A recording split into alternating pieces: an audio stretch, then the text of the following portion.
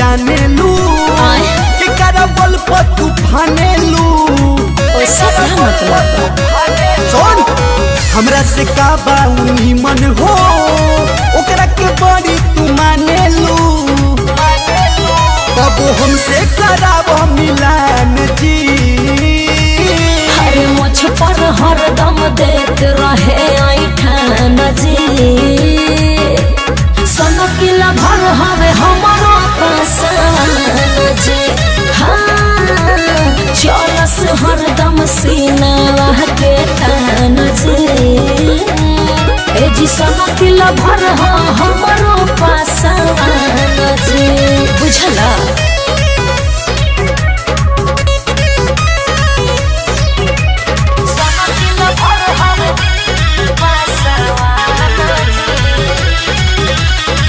Dance studio Ara. कहवा के हटे तोहरा पे सटे सही बताव हयाचे।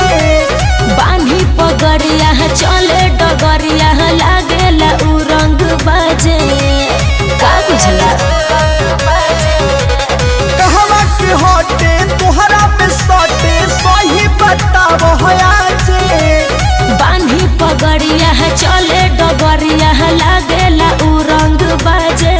झूठ करेलू ओकर बखान जी। अरे ना अरे मुझ पर हरदम देत रहे ऐठान जी।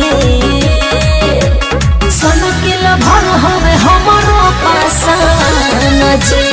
हाँ चलस हरदम सीना के तान जी। ए जी सनकिल भर हमरो पसंद जी।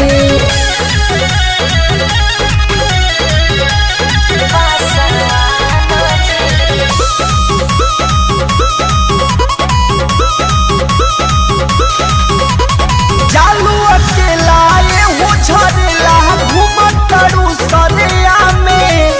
रमेश रेशमिया ललन भोजपुरी के चढ़ल जवानी बना में। दिमाग में रखला। जालू अकेला ये हो झरेला घूमत करू सरिया में। रमेश रेशमिया ललन भोजपुरी के चढ़ल जवानी बना में। बात बुझे उपेंद्र नादान जी। एहो मुझ पर हरदम देत रहे ऐठान जी। सनकिला भर हवे हमरो पसंद जी। हाँ चलस हरदम सीना के तान जी। ए जी सनकिला भर